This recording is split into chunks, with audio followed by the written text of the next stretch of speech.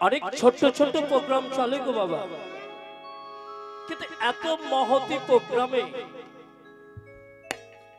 যেখানে স্বয়ং রাধা মাধব বিরাজ করছে, এত সুন্দর পরিবেশ কিন্তু আমাদের ওই দিকে দেখা যায় না।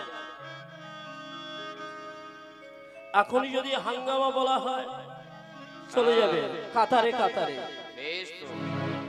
কিন্তু আমি এখানে এসে দেখছি অবাল বৃদ্ধ বনিতা বাবারা সকলেই আপনারা ধারণ করেছেন, যেন আমি একটা সাধু সঙ্গের মধ্যে পড়ে গেছি। সাধু সঙ্গ সর্বশাস্ত্রে কয়, লব মাত্র সাধু সঙ্গ সর্বস্মৃতি। সাধু সঙ্গ সর্বশাস্ত্রে কয়, লব মাত্র সাধু সঙ্গ সর্বসিদ্ধি।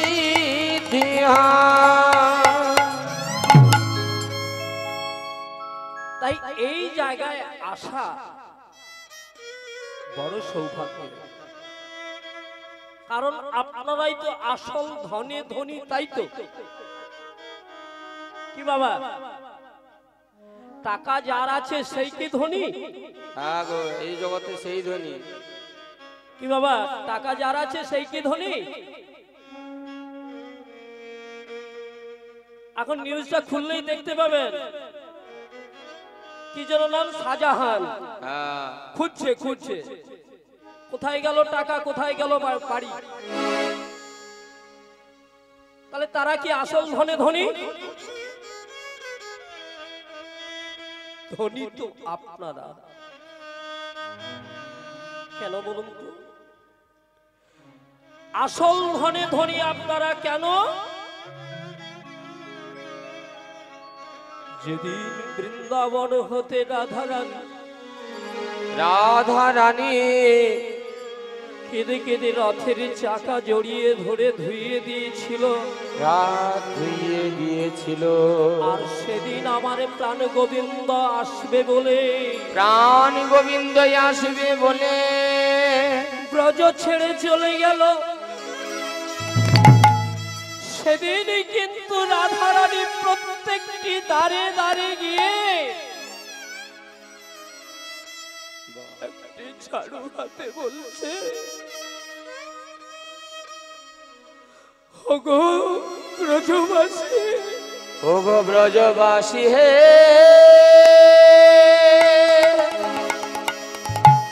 ওগো ব্রজবাসী, আমি তোমাদের বাড়ি ঝাড়ু মেরে দেব,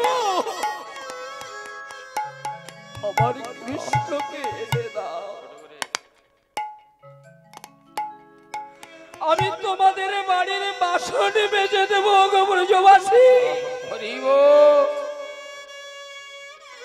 আমার কৃষ্ণকে এনে দাও।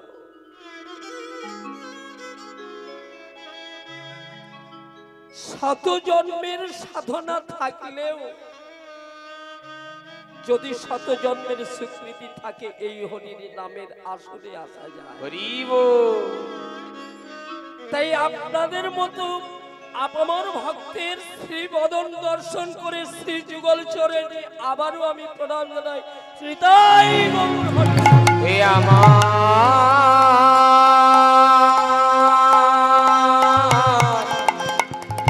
আমার নিতাই দাস, হে আমার গৌরী দাস, হে আমার রাধারণী দাস, আকাশ মণি করে সকলে ঋষি যুগল চরণে প্রণাম জানালাম।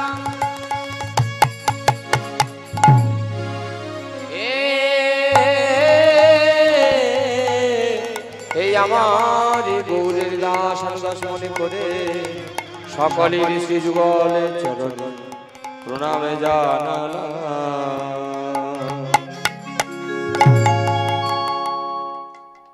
কর্তৃপক্ষের কাছে আমার একটা বিনীত অনুরোধ, আমাকে যখন বায়না করতে যাওয়া হয়েছিল তাতে আমাকে একজন শিল্পীর জন্য অনুরোধ করেছিলেন, আমি বলেছিলাম দেব এবং উনি আমার সঙ্গে থাকেন। কিন্তু আজকে দুর্ভাগ্যবশত আমি কালকেও পর্যন্ত জানি উনি আসবেন, কারণ আপনারা বুঝতেই পারছেন মায়েরা কখন রজস্বলা হয় তার কোনো দিনক্ষণ ঠিক থাকে না। এক কথায় সারলাম, তার জন্য আমাকে ক্ষমা করবেন। শ্রী গুরু নিতাই গৌর প্রেমানন্দ। আমার গুরু লোরে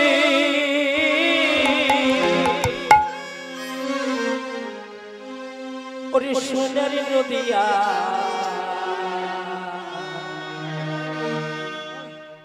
শঙ্খধ্বনি উলুধ্বনি, ও মায়েরা একটু উলুধ্বনি গাইব। আচ্ছা বাবারা কি একটু হরিধ্বনি হবে না? হরিধ্বনি হবে না? নিতাই গৌর প্রেমানন্দে।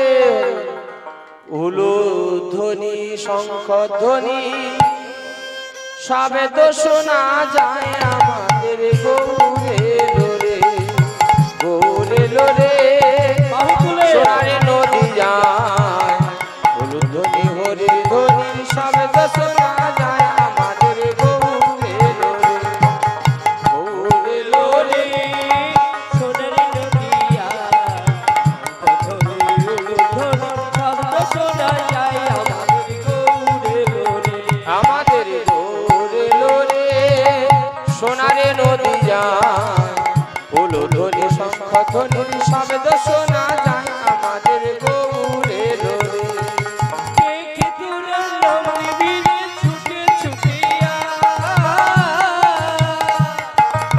কে কে তোরা নামলি বিরি ছুটি ছুটিয়া। এখনো যে ভক্তরা দূরে রয়েছেন বাড়ির ভেতরে রয়েছেন আসুন, কারণ এই কীর্তনটা হলো অমৃতের আশা। এই অমৃত যদি বিলানো শেষ হয়ে যায় পরে আর পাওয়া যাবে না। তাই কে কে তোরা নাম নিবিরে ছুটে ছুটিয়া, কে কে তোরা নামলি বিরি ছুটি ছুটিয়া। আমার গৌরী নিতাই, আহা গৌরী নিতাই নাম নিয়ে তাই নগরে বেড়ায় আমাদের গৌরে লোরে মোদের গৌরে লোরে সোনারে নদী যায়। উলুধ্বনি হরির ধ্বনির শব্দ শোনা যায় আমাদের গৌরে লোরে, গৌরে লোরে সোনারে নদী যায়। উলুধ্বনি হরির ধ্বনির শব্দ শোনা যায় আমাদের গৌরে লোরে। শান্তিপুর শান্তিপুর ডুবু ডুবু নদী ভেসে যায়, শান্তিপুর ডুবু ডুবু নদী ভেসে যায়।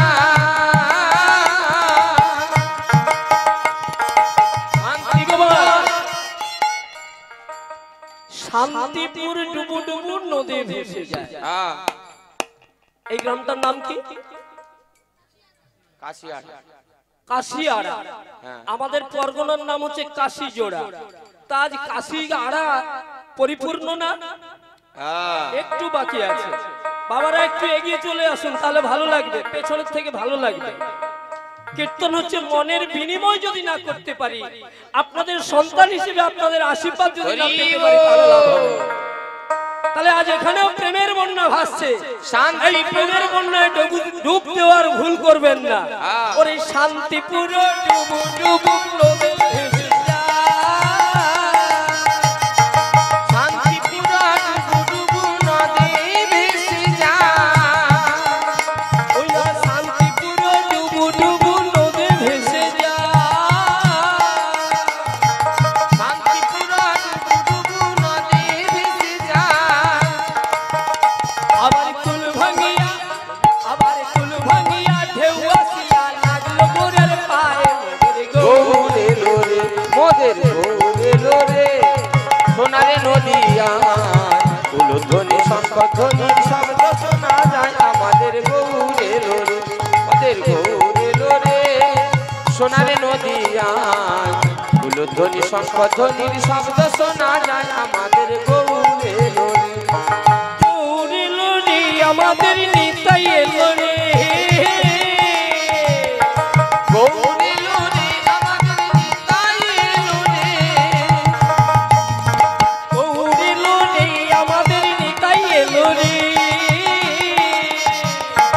গৌরে লোরে আমাদের নিতাই এলো রে। ওই নামের মালা সঙ্গে করি, নামের মালা, নামের মালা সঙ্গে করি, হরি নাম বিলায় মোদের গৌরে লোরে আমাদের গৌরে লোরে। সোনালী নদিয়া ফুল ধ্বনি হরি ধ্বনি শব্দ শোনা যায় আমাদের মোদের গৌরে লোরে।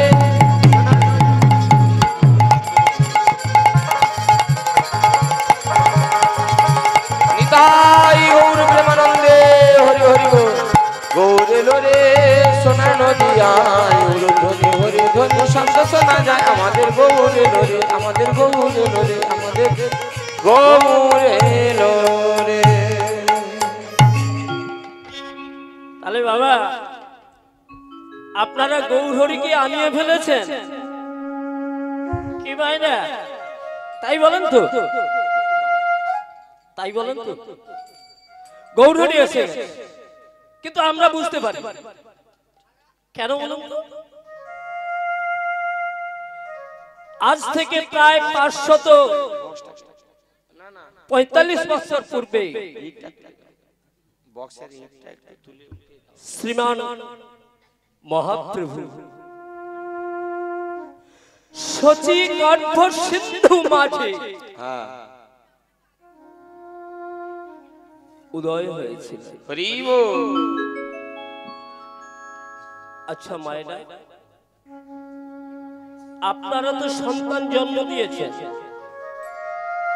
আপনাদের গর্ভ হলে বাবা মায়েরা বা আপনাদের পরিজনরা কেউ বলে সিন্ধু মাঝে, কি গো মায়েরা কি বলে? আরে লতার মায়ের গর্ভ হয়েছে আবার, তাই বলে না? কিন্তু শচী মায়ের গর্ভ হয়েছে বলছে গর্ভ সিন্ধু মাঝে। তাহলে সিন্ধু কথাটার অর্থ কি? বাবা একটু তত্ত্ব হবে তো নাকি? আমি একটু বলতে ভালোবাসি।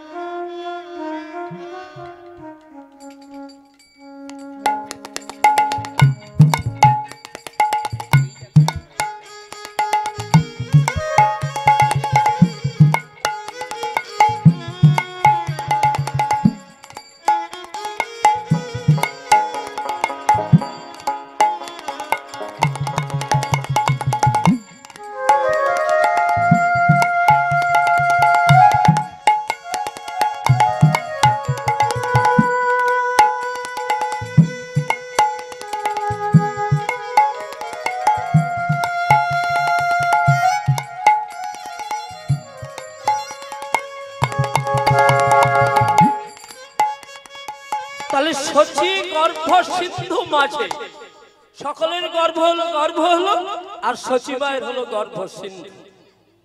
সিন্ধু কথাটার অর্থ কি?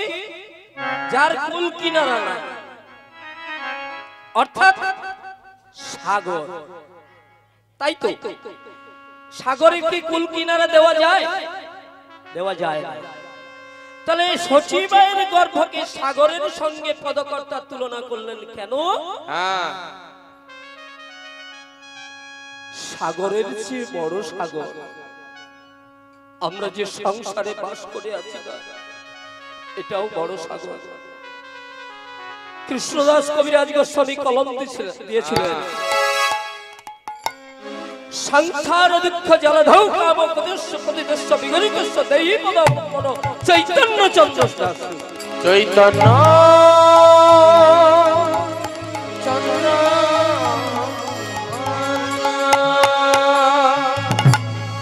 সংসার দুঃখ জলধৌ। এখানে কারা কারা দীঘা গিয়েছেন হাত তুলবেন। দীঘা কেউ যাননি? আমি গিয়েছি গো। ও, দীঘাটা তবু দেখা যায়। তার চেয়েও বড় সাগর, আর প্রশান্ত মহাসাগর বলুন আর ভারত মহাসাগর বলুন, তার চেয়েও বড় সাগর হলো আমাদের এই সংসার সাগর। আর সেই সংসার সাগরকে পাড়ি দেওয়ার জন্য, প্রত্যেকটি জীবকে পারাপার করার জন্য কে এলেন? ওই সাগরের চেয়েও বড় সাগর, যিনি হলেন নদিয়ার নবদ্বীপে সচি গর্ভ সিন্ধু মাঝে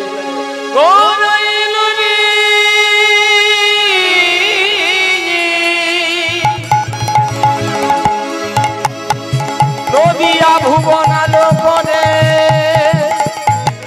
সচি গর্ভ সিন্ধু মাঝে নটন নাটুয়া গোরা কলির জীবের ভাগ্যাকাশে গৌর হয়ে উদয় হল।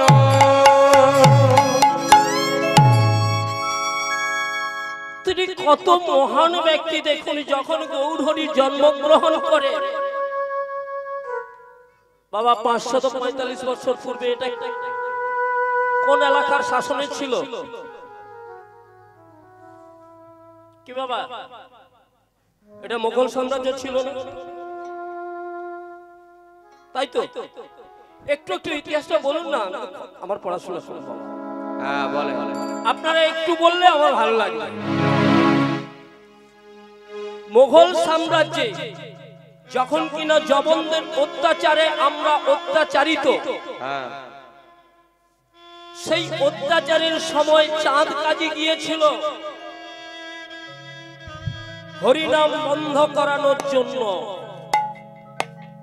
আজও সেই চাঁদ কাজী সমাধিতে গৌরহরি রোজ একটা নিত্য নিত্য ফুল ফেলে দেয় এমন ভক্তের জন্য। এত বলি কলি কালে, কলি কানে সন্ধ্যা অবতীর্ণ হইল গো সোনার নদিয়া, সোনার নদী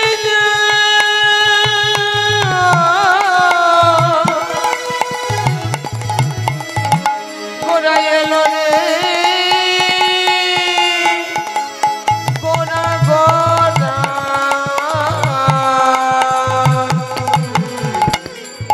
গোরা এলো নদিয়া। এই গৌরহরির ভজন যদি আমাদেরকে নিতে হয়, তাহলে আমাদেরকে একটু ভালো ভক্তের আশ্রয় যেতে, ভক্তির রসটাকে যদি নিতে হয়, ভক্তি কি বস্তু সেটা একটু জানতে হবে। আজকে কি যেন গুরু পূর্ণিমা। ও আমি জানি তো অমাবস্যা। ও আচ্ছা, আজকে দিনটা হলো গুরু পূর্ণিমা।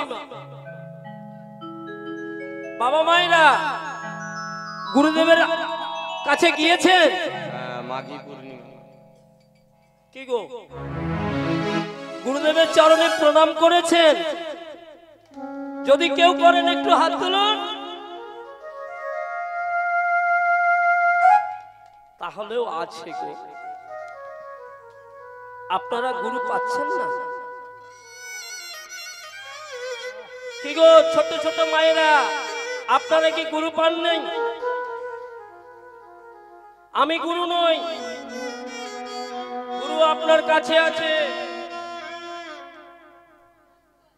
পেছন ঘুরে তাকাও, বাড়িতে বাবার মা নেই। নিতাই গৌর হরি হরি বল। অন্তত ভুল যা হয়ে গেছে গেছে, আমার কীর্তন শেষ করে রাতের বেলা অন্তত গিয়ে বাবা মায়ের কাছে একটাবার মাথা ঠুকে বলো যে আমায় কৃপা করুন বাবা, আমি ভুল করেছি। আজ গুরু পূর্ণিমা, গুরু কৃপা না হলে কিছু হবে না। আপনি সারা জীবন কীর্তন গাইবেন, শুনবেন, লাভ কিছু হবে না। কেন? আমরা যদি ভক্ত ধ্রুবের কাছে যাই, উনি এমন তপস্যা করেছিলেন যে স্বর্গের আসন পর্যন্ত টলে উঠেছিল, লক্ষ্মী চিৎকার করছিল, হে প্রভু, মরতে কোন ভক্ত এমন করে কাঁদছে, তুমি ছুটে যাও। বলছে আমি যেতে পারি না। কেন না? ওর দীক্ষা হয় না। তাহলে ওর দীক্ষা আগে দাও, তারপরে ওকে কৃপা করো। গুরু কৃপা পাবে গুরুর কাছে আগে। কৃপা শব্দের অর্থ হলো করে পাওয়া, কিছু করে পেতে হয়। তাহলে আগে কি করেছিলেন না? নারদ ঋষিকে দিয়ে দীক্ষা দিয়েছিলেন, তারপরে ভগবান দর্শন দিলেন। অতএব আপনারা অন্তত গুরু পূজাটা করবেন। নিতাই গৌর হরি। আজ এই কীর্তন প্রারম্ভে আপনারা গৌরচন্দ্রিকা অনেক শুনেছেন, বড় বড় শিল্পীর অনেক বড় বড় গৌরচন্দ্রিকা শুনে থাকেন, তাই না বাবা? আমি অধম আজকে নতুন একটা কথা শোনাবো, যেটা আমার মনে হয় আশা করি আপনাদের অজানা। ও মা, এত তাড়াতাড়ি কেন? এই জায়গাটা কি জানেন? কল্পতরু বৃক্ষ। এই জায়গাটা কল্পতরু বৃক্ষ। কল্পতরু কাকে বলি মা? স্বয়ং রামকৃষ্ণদেবকে, তাই না? ওনার কাছে যা চাইবেন তাই পাইবেন। কিন্তু কল্পতরু বৃক্ষের এমন গুণ আছে, যা চাইবেন তাই পাবেন, আর এমন কিছু চাইবেন না যে আপনার ক্ষতিটা হয়ে যাবে। আমার গুরুদেব পেছনে বসে আছেন, ইনি একদিন কি করেছিলেন জানেন? ওই যে যা চাইবো তাই পাবো, যা চাইবো তাই পাবো, লোভের বশবর্তী নিয়ে যাচ্ছি। দুজনেই বৃন্দাবনে যাচ্ছি। প্রথমধ্যে গুরুদেব ক্লান্ত হয়ে পড়েছে। আমার তো ইয়ং বয়স, আমি এখন চিন্তা করছি গুরুদেব ক্লান্ত হয়েছে, আমি তো ক্লান্ত হই। তো গুরুদেব ওখানেই বসে বলছে, জানিস, যদি একটু এখানে আশ্রয় পেতাম, একটু জিরে যেতাম, একটু ছায়া পেতাম। হ্যাঁ, সময় দেখা গেল একটি সুন্দর বটবৃক্ষ, গাছের ছায়ায় বসেছে। গুরুদেব বলছে, জানিস, জিরিয়ে তো নিলাম, কিন্তু একটু যদি আহার পেতাম ভালো হতো। আমি তখন চলে গেছি। আহার বলেছে, আহারের জন্য আমি চলে গেছি। এবার গুরুদেব একা একা, যেই না বলেছে আহার হতো, গুরুদেবের কাছে আহার পৌঁছে গেছে। দেখবেন আমার পেটটা ছোট, গুরুদেবের পেটটা বড়। পেটটি মোটা করে শয়ন দিয়েছে। অল্প খাই তো ওই জন্য বেশি মোটা হয়। এইবারে গুরুদেবের লোভটা কোথায় দেখুন। এইবারে বলছে, পেটটা তো ভারী হয়ে গেছে, কি করি? যদি কোনো এই সময় একটা দাস দাসী থাকতো, আমাকে একটু সেবা করতো, আমি একটু নিদ্রা যেতাম। দুজনে হাজির, দুজনে হাজির। দুজন দাসী এসে দুজনেই পদসেবা করতে লেগেছে। গুরুদেব ঘুমিয়ে গেছে, দুজন দাসী যে যার চলে গেছে। এইবার যখন ঘুমটা ভেঙেছে, আমি তো ওদিকে আহারের সন্ধানে গিয়েছি, আসতে পারি।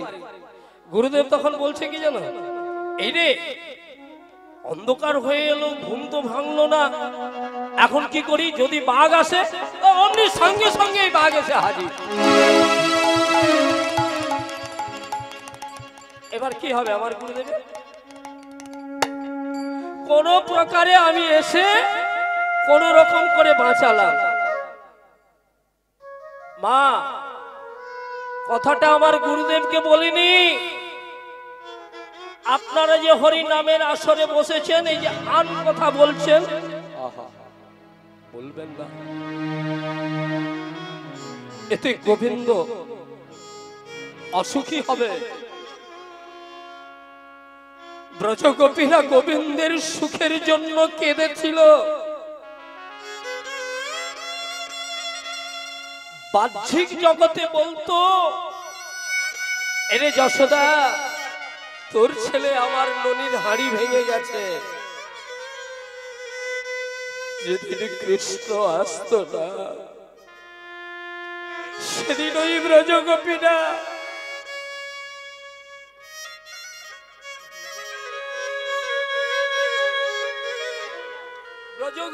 মালসাকের সুন্দর করে মাখন সাজিয়ে নিয়ে অন্ধকারের মধ্যে রেখে দিত। দিয়ে একটা মোমবাতি জ্বালিয়ে বলতো, হে গোবিন্দ, কৃপা করে তুমি এসো, নইলে আমাদের সব বৃথা হয়ে যাবে। ও গো দয়াময়,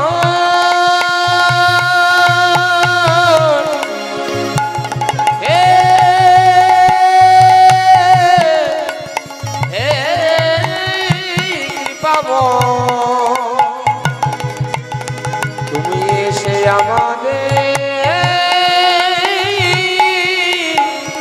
ননি খেয়ে যা।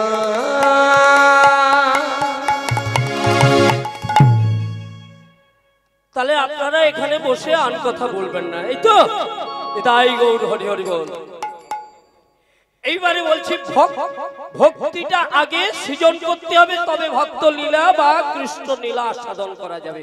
আজকে আমরা এমন একজন ভক্তের কথা আস্বাদন করব, যেটা বলেছিলাম যে একদম নতুন। সেটা হলো কি জানেন? ভক্ত প্রহ্লাদ কি এমন পূর্ণ করেছিল, তিনি 5 বছর বয়সে গোবিন্দকে লাভ করেছিলেন। এটা দিয়ে গৌরচন্দ্রিকা সারব, কারণ আপনারা গৌর তত্ত্ব অনেক জানেন, আমার কর্তৃপক্ষ বলে এসেছে। ভক্ত প্রহ্লাদ ছিলেন শিব শর্মা ব্রাহ্মণের পুত্র। তার ছিল 4 ভাই। এই 4 ভাই 4 জনেই কিন্তু পিতামাতার আনুগত্যে থাকতেন। পিতামাতা যখন যাহা বলতেন তাহাই শুনতেন, তাহাই করতেন।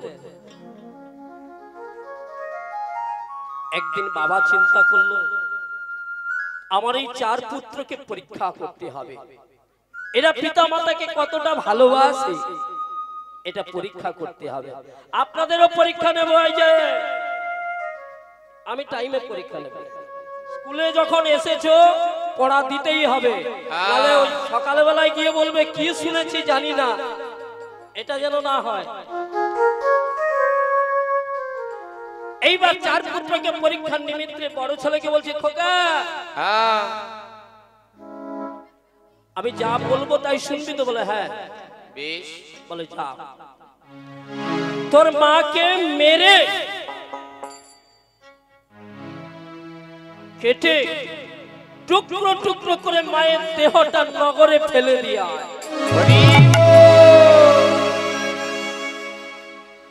কি করবেন? পিতৃ আদেশ শুনবেন? কি গো, পিতৃ আদেশ শুনবেন না মাকে হত্যা করবেন?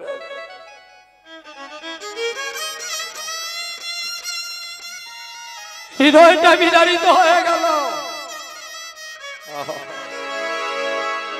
পিতার কথা রক্ষার জন্য নিজের মাকে হত্যা করে অস্ত্র দিয়ে কেটে কেটে টুকরো টুকরো টুকরো করে নগরে ফেলে দিয়ে। ও গো মা,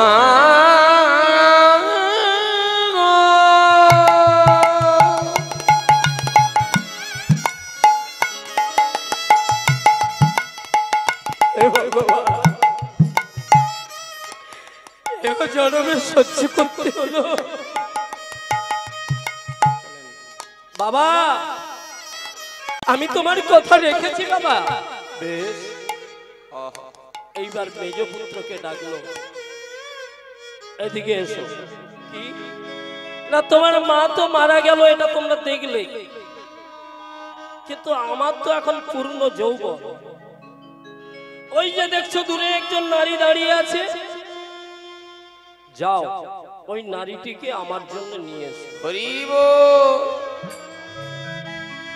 বেঁচে পুত্র চিন্তা করলো, কি বলবো,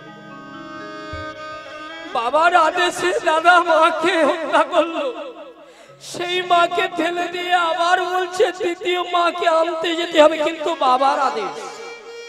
হরিব এ যুগের ভালোবাসা, বাবা মায়ের ভালোবাসা, ছেলের ভালোবাসা এটা।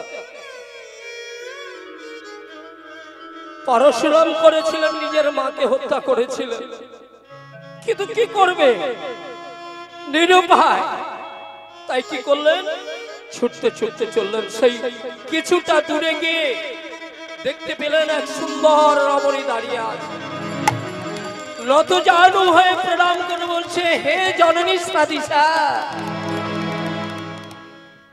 কৃপা করে আপনি আমার গৃহে পদার্পণ করুন, আমার পিতার লাগিয়া। তখন সেই নারীটি বলে উঠল, এ নরাধম, আমি তোমার পিতার কাছে যেতে পারবো না, চাইলে আমি তোমার কাছে যেতে পারি। ছি,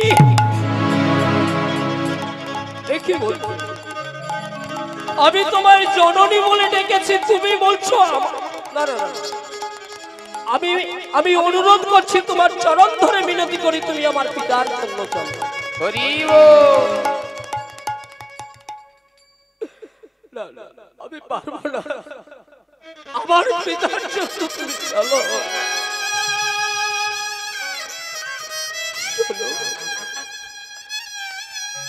তুমি বিনিময়ে যা চাইবে আমি তাই দেব, আমি তাই দেব। তুমি দিতে পারবে, তবে তুমি তোমার এই মুহূর্তে তোমার প্রাণটা দিতে পারবে, বলে তথাস্তু। একটি অস্ত্র দিয়ে নিজের মুন্ডটিকে ছেদন করে দিলেন। তৃতীয় পুত্র গেল, তৃতীয় পুত্রকে বাবা বলছে, যাও তো, তোমার মেজ দাদা অনেকক্ষণ ধরে গেল, কেন এখনো এলো না। এবার তৃতীয় পুত্র গিয়ে দেখছে সেই একই ভাবে কেঁদে উঠে বলছে, হে জননী সাদিশা, আপনি কৃপা করে আমাদের গৃহে পদার্পণ করুন আমার পিতার জন্য। এই বালক, তুমি দেখতে পাচ্ছ তোমার দাদার অবস্থাটা কি দেখছো? দেখেছি দেখেছি মা, কিন্তু আমার পিতার জন্য আমাকে নিয়ে যেতেই হবে। তুমি চলো গো,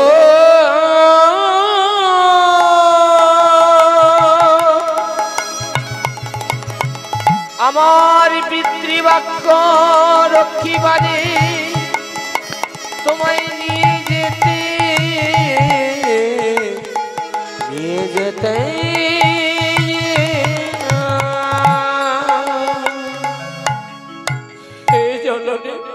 আপনি বলুন তার জন্য কি করতে হবে, আপনি যা বলবেন আমি তাই করব। পারবে পারবে তুমি এই মুহূর্তে আমাকে বিষ্ণু দর্শন করাতে পারবে? বলে হ্যাঁ পারবো। আমি যদি প্রকৃত পিতা মাতার অনুগত হয়ে থাকি, আমি বিষ্ণু দর্শন করাতে বাধ্য, আমি পারবো। ব্রাহ্মণ পুত্র, কুলেও শ্রেষ্ঠ, আর পিতা মাতার সেবায় অনড়। ভাই বোনরা বুঝে না, বাবা মায়ের আশীর্বাদ যদি থাকে পৃথিবীর কোন শক্তি তাকে আটকাতে পারে না। তাই আজ সঙ্গে সঙ্গে ব্রাহ্মণ পুত্র ধ্যানে বসলেন, ধ্যানে বসে বিষ্ণুর আরাধনা করলেন। জাগো জাগো শঙ্খ চক্র গদা পদ্ম ধারী, গো শঙ্খ চক্র গদা পদ্ম ধারি জাগো শঙ্খ চক্র গদা পদ্ম জাগো জাগো শঙ্খ চক্র গদা পদ্ম ধারি জাগো শ্রীকৃষ্ণ জাগো শ্রীকৃষ্ণ কৃষ্ণ শ্রীকৃষ্ণ জাগো শ্রীকৃষ্ণ জাগো শ্রীকৃষ্ণ অসুর নিধন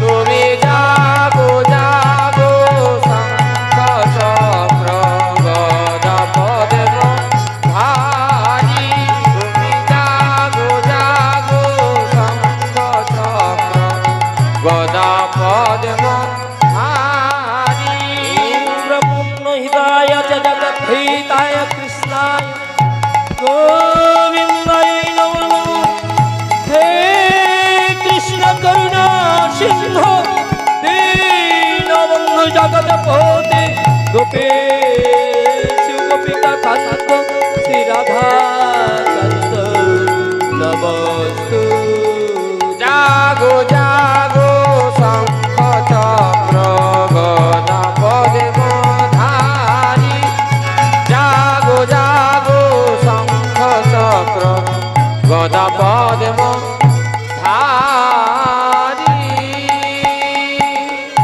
যেই না ডেকেছে অমনি স্বয়ং বিষ্ণু চতুর্ভুজ ব্রহ্মধারী এসে দাঁড়িয়েছে।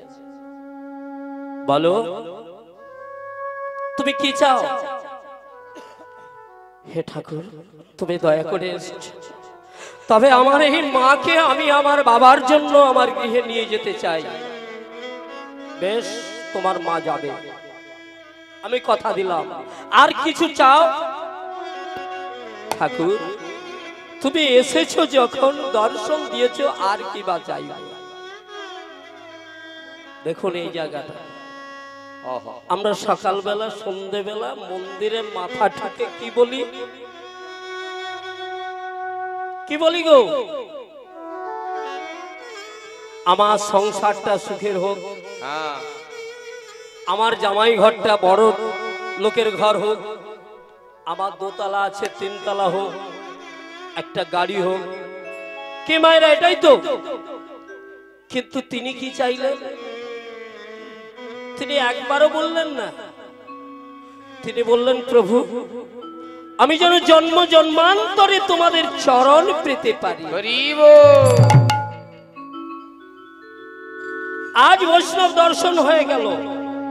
এইবারে মাকে সঙ্গে নিয়ে, মায়ের সঙ্গে কথা ছিল, মা তো চললো। মা যখন তার দেশে উপস্থিত হলো, সঙ্গে সঙ্গে আসল মা তার বাড়ির থেকে বেরিয়ে আসছে।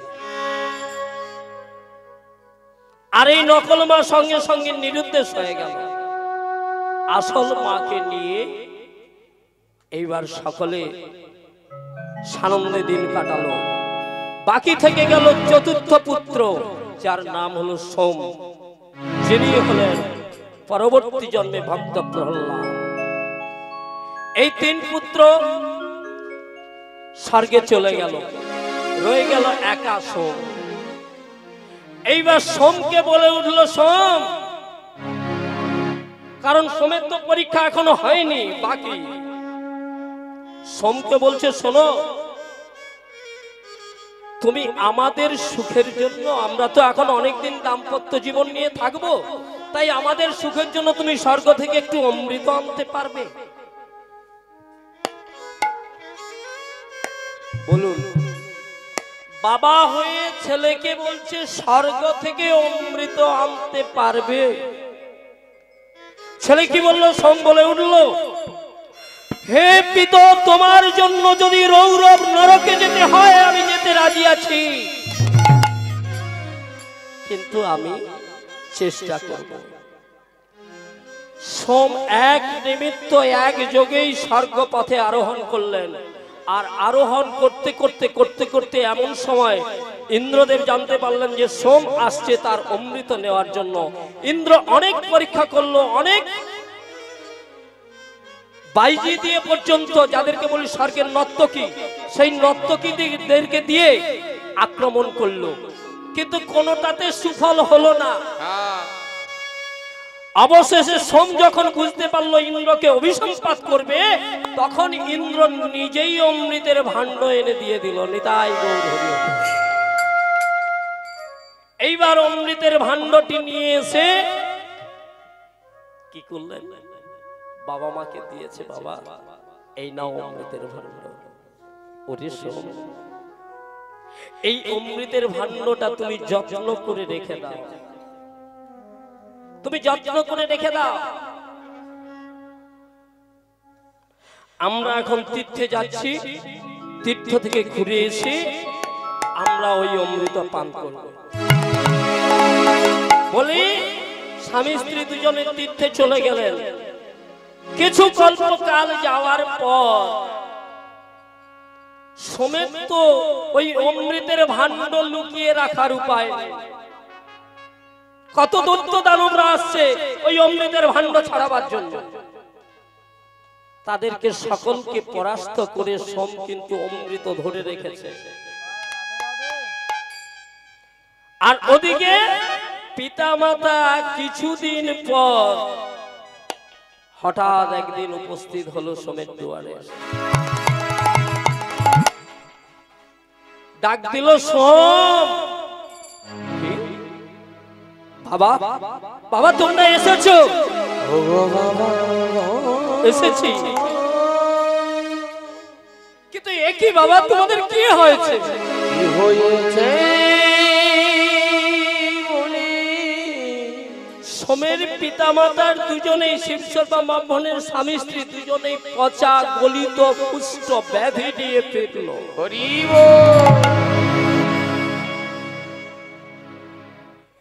গা দিয়ে পোকা ঝরছে, রক্ত পুজ গড়িয়ে পড়ছে।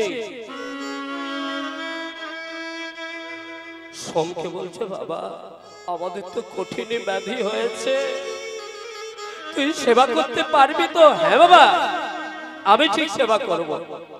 সেই নিত্য দিন বাবা মায়ের পরিচর্যা করে চলেছে। কিছুদিন যায়, বাবা চিন্তা করলো সোম তো সুন্দর পরিষেবা দিচ্ছে, কিন্তু এরপরে পরীক্ষা করব কি করে। সোমকে একদিন কি করলো, ডাকলো, সোম এদিকে এসো, আরে একটা লাঠি দাও। যাকে মারবে তাকেই বলছে লাঠি দাও, কেমন ভালোবাসা। লাঠিটা দিয়েছে, সোমকে সপাট করে দিয়ে দিয়েছে। তার মা বলছে, এ কি করলে? দাঁড়া, এমন কুলাঙ্গার পুত্র আমি দেখিনি।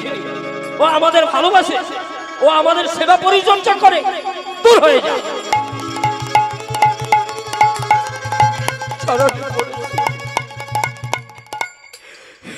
পিতা অপরাধী নিও না, ও গো বাবা গো,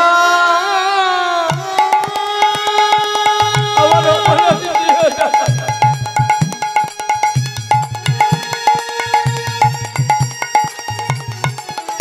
ও গো বাবা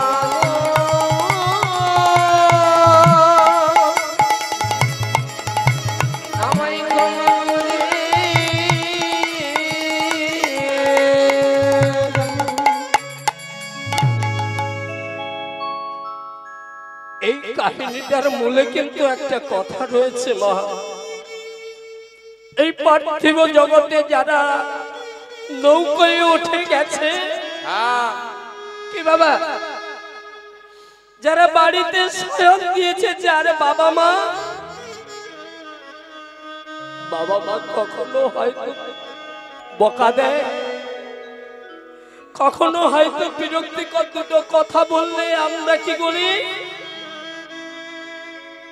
তুমি একটু ধৈর্য ধরো না, খোকা একটু জল দিবি, বাবা একটু দাঁড়াও, আমি একটু পরে দিচ্ছি, আমার হাতে কাজ আছে।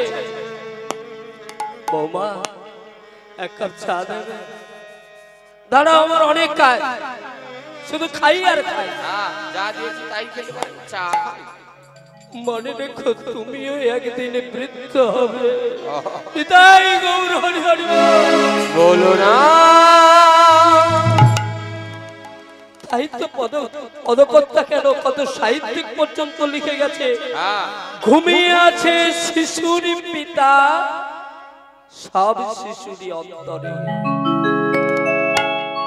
আজ তোমরা শিশু, কালকে হবে বাবা, পরশু হবে দাদু, তারপরে তুমিও দেবে স্বয়ং। সব সেইভাবে বাবা মাকে যত্ন করে রেখেছে, তবুও বলছে বাবা তুই এমন অপদার্থ, আমাদেরকে ভালো সেবা করতে পারলি না, এটা বলবে, কারণ এটাই তো পরীক্ষা তোমার।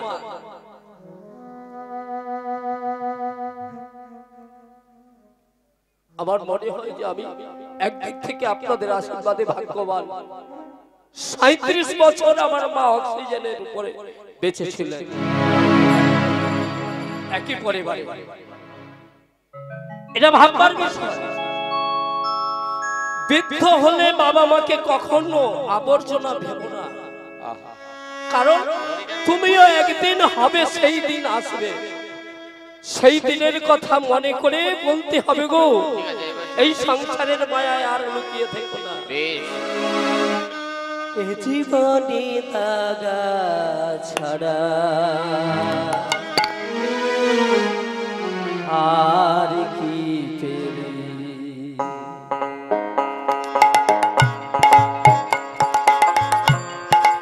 এ জীবনে দাগা ছাড়া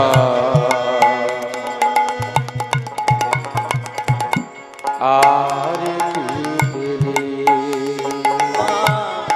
মনটা রে বলি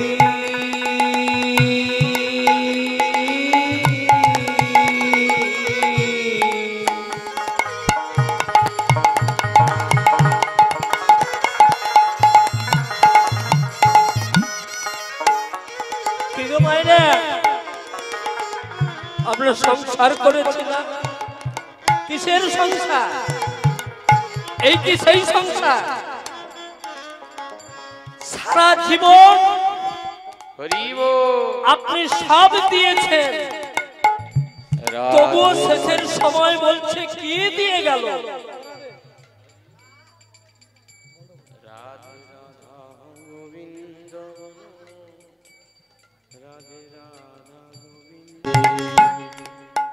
তাহলে প্রহ্লাদ কি করেছে না, পিতা মাতার এত কষ্ট করেও পিতা মাতাকে জড়িয়ে সেবা করেছে।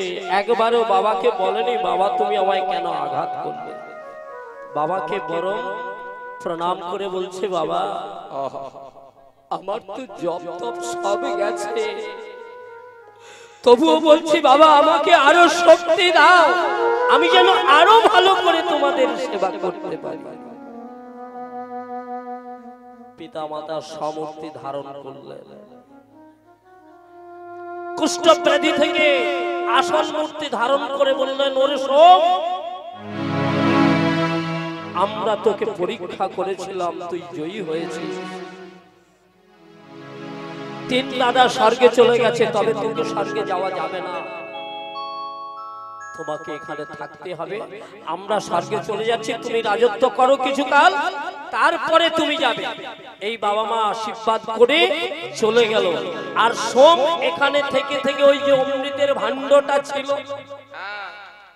ওইটা অসুরেরা কাড়াকাড়ি করতে লাগছে, জানতে পেরে গেছে, তাই ওই অমৃত আবার দেবলোকে চলে গেছে।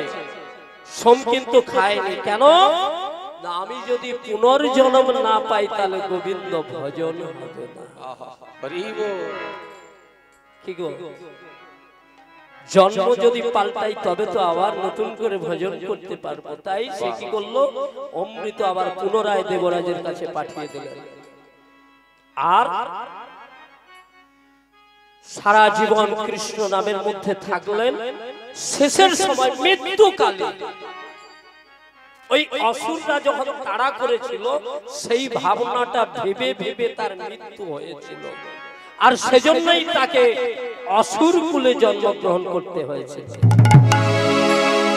তাহলে আমাদের জন্ম যেখানে হোক না বাবা, মৃত্যুটা যেন ভালো স্থানে হয়, এটাই তো প্রমাণ দিল নাকি বাবা? মৃত্যুটা যেন ভালোভাবে হয়, ভালো স্থানে হয়। কুরুক্ষেত্রে যুদ্ধে ভীষ্মদেব তিনি যখন সরসজ্জায় শায়িত হয়েছিলেন, কি বলেছিলেন? যুধিষ্ঠিরকে বলেছিলেন, ওরে দাদু ভাই, তোরা একবারের জন্য কৃষ্ণকে আমার কাছে আনতে পারবি? যুধিষ্ঠির কথা দিয়েছিল, উত্তরায়ণ থেকে যেদিন দক্ষিণায়নে প্রবেশ করলো সেদিন কিন্তু কৃষ্ণ এসে ভীষ্মের চরণতলে দাঁড়িয়েছে, আর ভীষ্ম সেই চরণতল থেকে শ্রীপদম দিয়ে নয়ন দিয়ে দর্শন করতে করতে মৃত্যু লাভ করেছে। তাহলে আমরা যদি গোবিন্দের ভাবনা করে যদি আমরা মৃত্যু বরণ করতে পারি, তাহলে আমরাও একদিন সেই জায়গায় পেয়ে যাব।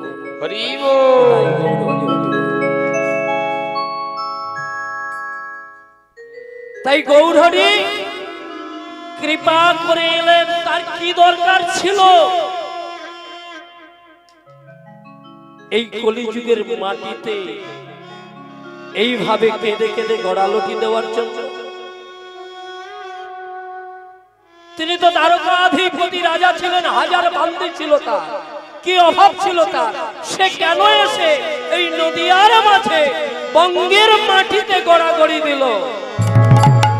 তোরা প্রেমী নিবিয়া বদন ভরি বলে রে হরি নাম। তোরা প্রেম নিবিয়া বদন ভরি বলে রে হরি। তোরা প্রেম নিবিয়া বদন ভরি বলে রে হরি নাম। তোরা প্রেম নিবিয়া বদন ভরি বলে রে হরি। শান্তিপুর ডুবু ডুবু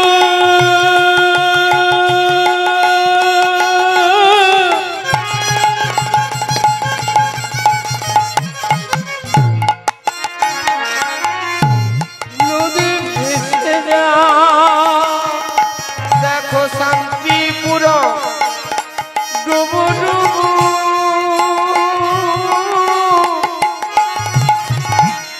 নদী ভেসে যায় গায়। প্রেম নিবিয়ায় বদন ভরে বলে রে হরি নাম হরি নাম। প্রেম নিবিয়ায় বদন ভরে বলে রে হরি। ওই নামের মাঝে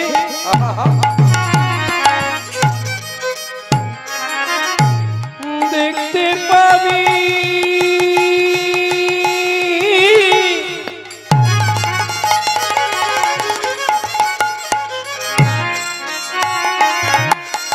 ওই নামের মাঝে নামের মাঝে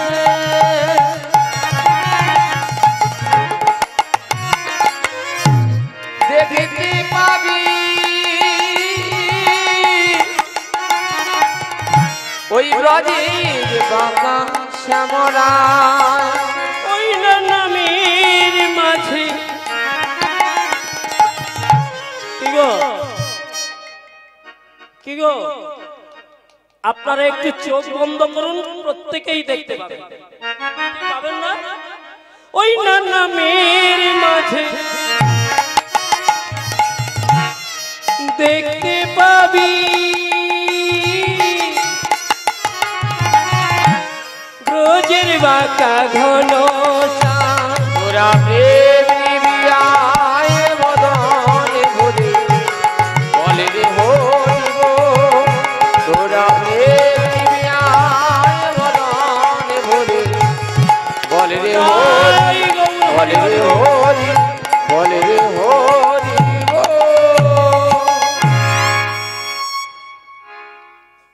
এতক্ষণ আমরা ছোট্ট করে তদর্জিত গৌরচন্দ্রকে সারলাম। গৌর গুণের কথা কি বলা শেষ করা যায়? তবে এবার আমরা কর্তৃপক্ষের আদেশে আমরা একটু লীলারস আস্বাদন করব। আপনারা মনোযোগ সহকারে যেমন সহযোগিতা করেছেন এইভাবে করে সহযোগিতা করলে আমি নিজেকে ধন্য মনে করব, আর আপনারাও কিছু নিয়ে যাবেন। আজকে যে বিষয় হবে সে বিষয়টি হলো, যেহেতু অন্নদান আছে সেই অপেক্ষায় আজকের বিষয় হবে দান লীলা। তবে এই লীলার বিশেষত্ব, অনেক বড় বড় শিল্পীরা গান গেয়ে গেছেন। এই দান লীলা আপনারা ইউটিউব খুললে অনেক বড় বড় শিল্পীর নাম শুনতে পাবেন, দেখতে পাবেন। তবে আমি যেটা করেছি সেটা আমার গুরুদেবের দেওয়া বা আমার মতো করে লেখা, অনেকটাই আলাদা। যারা শেষ পর্যন্ত থাকবেন তারা কিছু নিয়েই যাবে। ঠিক আছে, তাহলে আমরা বৃন্দাবন লীলায় প্রবেশ করব। চলুন যাই। তা বৃন্দাবন যেতে গেলে তাহলে কি করতে হবে? হ্যাঁ, ওরে বাপ। কিন্তু তার আগে একটা কথা আছে মা, কি বলুন তো?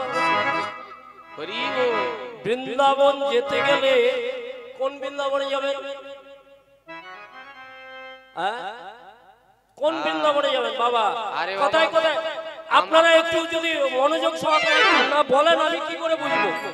আরে বাবা, আমরা তো জানি একটা বৃন্দাবন, কাশিয়াড়ার বৃন্দাবন। খুব সুন্দর বলেছেন। আমি একটু আরেকটু ঘুরিয়ে নেব, একটু প্যাচে প্যাচে চলি তো, অল্প বয়স, একটু প্যাচে চলি, রক্ত গরম এখন। আমরা কিন্তু সেই বৃন্দাবনে যাব বললে যেতে পারবো না। কেন? বাধা আছে। কোন বৃন্দাবন নিয়ে যাবে? রবীন্দ্রনাথ ঠাকুরের একটা গান মনে পড়ে না?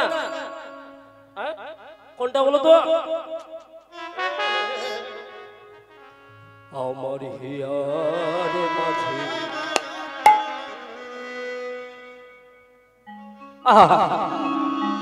লুকিয়েছিলে, দেখতে তোমায় পাইলে, দেখতে তোমায় পাইলে, আমার হিয়ার মাঝে লুকিয়েছিলে,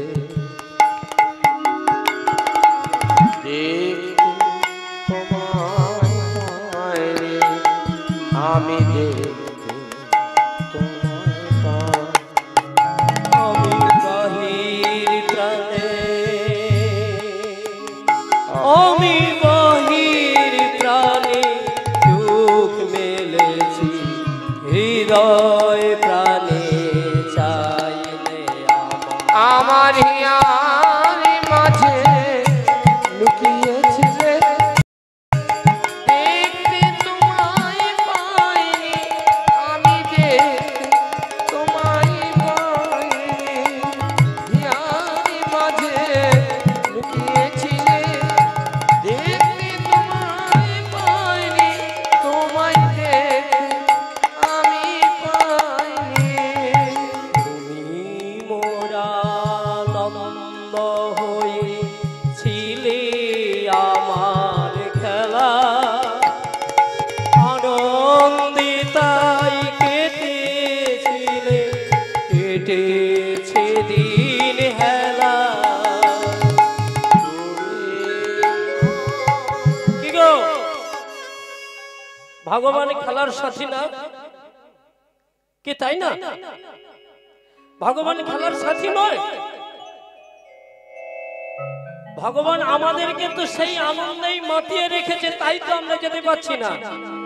তুমি মোরা নন্দ হয়েছিলে আমার খেলা,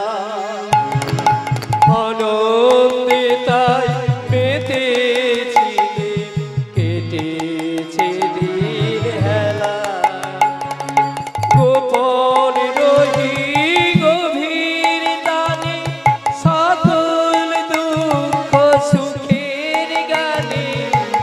গোপন রহি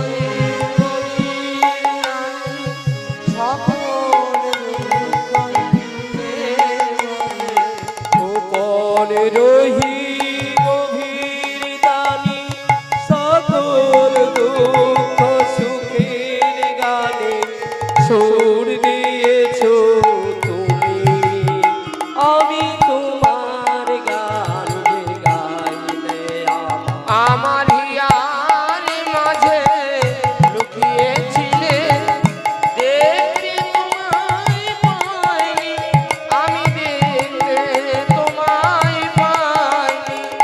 আমার হিয়ার মাঝে লুকিয়েছিলে, দেখতে তোমায় পাইনি, আমি দেখতে তোমায় পাইনি। তাহলে কোথায় রয়েছে প্রভু? কোথায়? হ্যাঁ, কোথায়? বাবা তো বললেন এই মন্দিরে, কিন্তু এই মন্দিরকে আমাদেরকে ওখানে নিয়ে যেতে পারবে? পারবে না, একজন পারবে। বৃন্দাবন বলছে 5টা বৃন্দাবন। হ্যাঁ, কি কি? যেখানে হয় তুলসী কানন সে এক বৃন্দাবন, বেশ, যেখানে ভাগবত আদি গ্রন্থ স্থাপন, সে এক বৃন্দাবন। আর যেখানে রাধা কৃষ্ণ প্রেম কেলি নিকেতন, সে এক বৃন্দাবন।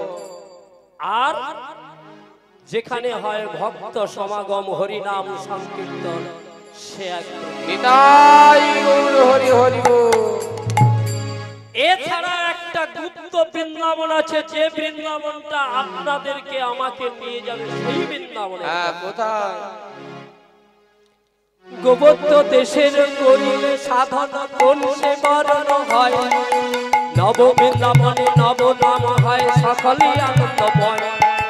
কোন বৃন্দাবনে বিরজা বিলাসে তরুলতা চারিপাশে, কোন বৃন্দাবনে কিশোর কিশোরী শ্রীরূপ মঞ্জরির সাথে, কোন বৃন্দাবনে রস উপাজয় সুধার জন্ম হয়। চণ্ডীদাসে কয় সেই বৃন্দাবনে হৃদয় মাঝারে নয়, আহা হৃদয় মাঝারে নয়, আহা হৃদয় মাঝারে নয়। তাহলে চণ্ডীদাস পদকর্তা কি বললেন? হৃদয় বৃন্দাবনকে জাগরিত করো। শুধু গাইতে এলাম, গায়কটা ভালো নাচতে পারল না, ওর বাজিয়াটা ভালো একটু দাঁড়াতে পারল না, এটা কীর্তন নয়, শাস্ত্রেরই কথা। কোটি কোটি জীব যদি করে হরিনাম সংকীর্তন, তথাপি না পায় রে জীব ব্রজের ব্রজেন্দ্র, ব্রজের ব্রজেন্দ্র নন্দন। ইথে জানো অপরাধ আছয়ে প্রচুর, হরি বল। কৃষ্ণ নাম গাইবে তাহে বীজ না হবে অঙ্কুর। না হবে,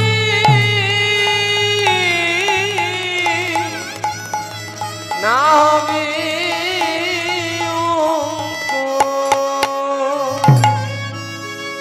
তাহলে আমরা হরিনাম গাইব কেন? কি বাবা,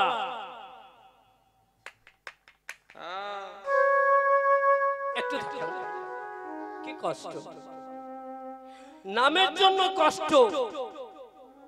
ভগবান বলেছেন কোটি কোটি জনম যদি জীব করে হরিনাম সংকীর্তন, তথাপি না পাবে রে জীব ব্রজের ব্রজেন্দ্র নন্দন। ইথে জানো অপরাধ আছয়ে প্রচুর, কৃষ্ণ নাম গাইবে তবে বীজ না হবে অঙ্কুর।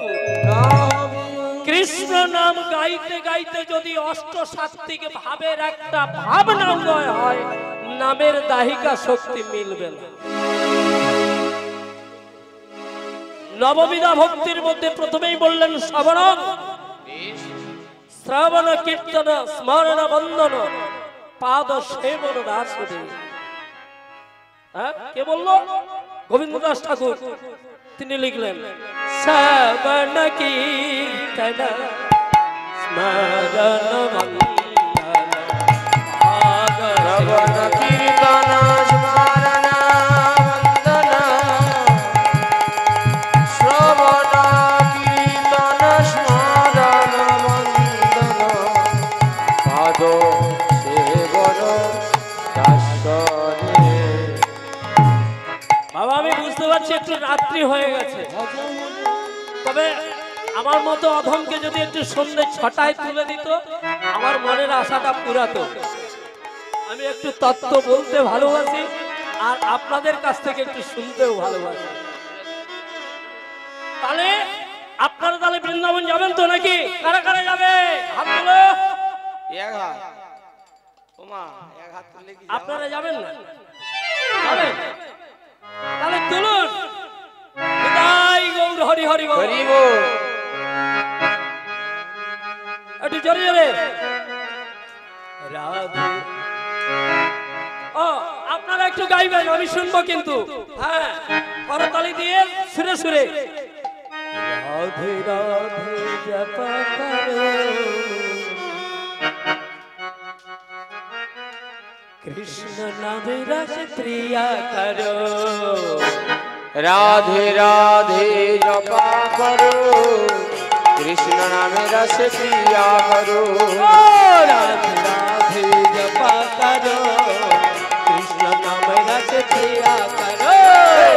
রাধে রাধে জপা করো, কৃষ্ণ নামে রস পিয়া করো। রাধে রাধে জপা করো, কৃষ্ণ নামে রস প্রিয়া করো। রাধে রাধে জপা করো, কৃষ্ণ নামে রস পিয়া করো। রাধে রাধে জপা করো, কৃষ্ণ নামে রস প্রিয়া করো। রাধে রাধে জপা করো, কৃষ্ণ নামে রস পিয়া করো। হরে কৃষ্ণ। আপনাদের কি খুব ঠান্ডা লেগেছে? বলুন। আপনারা উঠে দাঁড়িয়ে একবার রাধারানীকে স্বাগত জানিয়ে দিন, তারপরে আবার বসিয়ে দেবো। উঠে পড়ুন।